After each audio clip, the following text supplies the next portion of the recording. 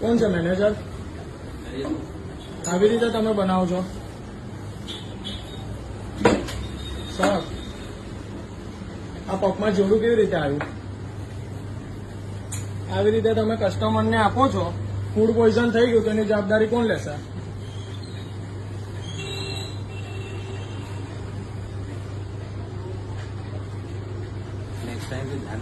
Next બોલો. તમે જયારે પફ આપ્યો ત્યારે ચેક કરીને નથી આપતા, કસ્ટમરને આવી રીતે આપો છો.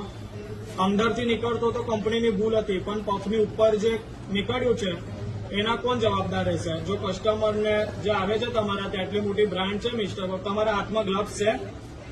તમારા સ્ટોરમાં ગ્લવ્સ છે? તમે કોઈ ફૂડ વસ્તુ આપો છો ત્યારે ગ્લવ્સ પહેરીને આપો છો?